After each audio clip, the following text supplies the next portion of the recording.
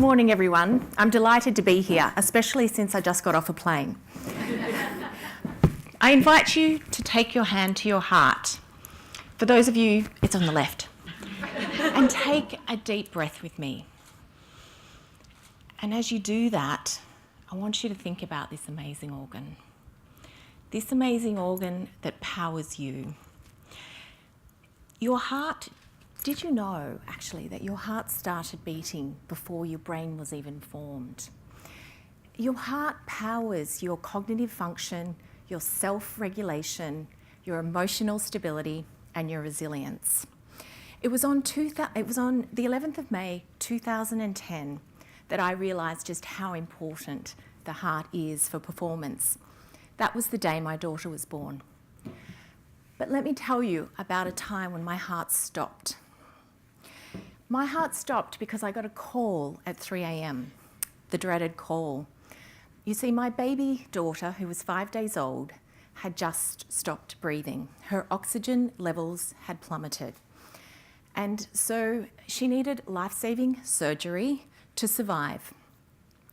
Now, if you've ever been in the situation where you're told this, you look for answers, don't you? When your life depends on it, you look for answers. And that's, of course, what I was doing.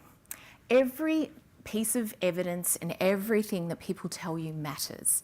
Like when the cardiac surgeon says, "Don't worry, it's all just fine-tuning," where she's laying there in the hospital bed, as you see her now, 5 days after her surgery.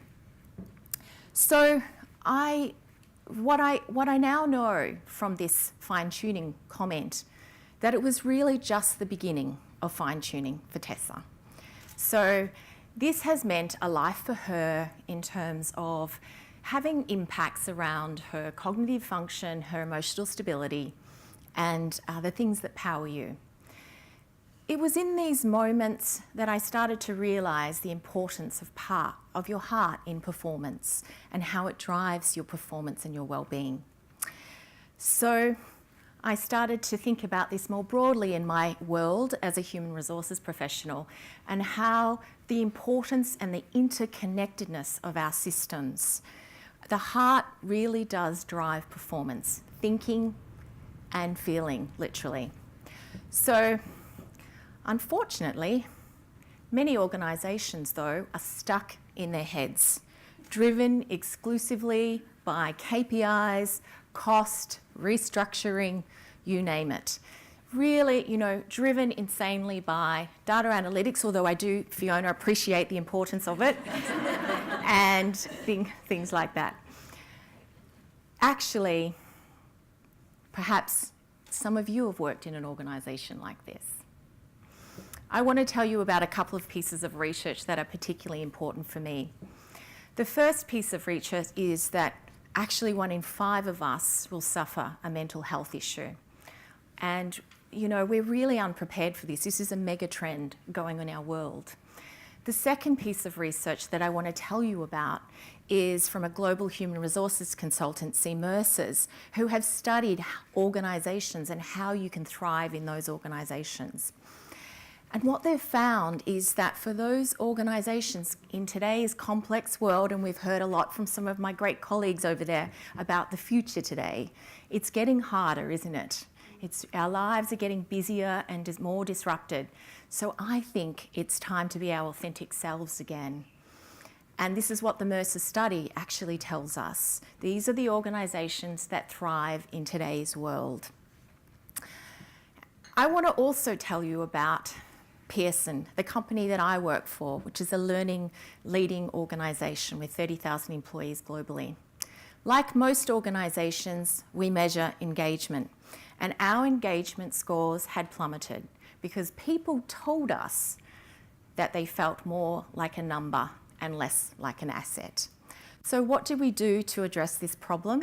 Well, we decided to actually put the heart back in. And what we did is we created a program called Pearson Well.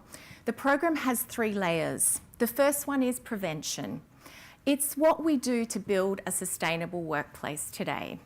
So we've done really 3 things in this area, and there are many more things that we can do. But the first of those is that we got our leaders to start recognising not just their numbers, but more about how are their people really doing? How do they feel? And by doing this, we talk now about our mood, which is kind of a hard thing to talk about. As everyone said, how's your mood today? I don't want to be red. I want to be green. But sometimes you do feel a little amber. So by talking about our moods, we can actually really create the environments. We also had leaders talk about some of their mental health incidents, and we've looked at how policies and procedures can really help us in this area to sustain ourselves.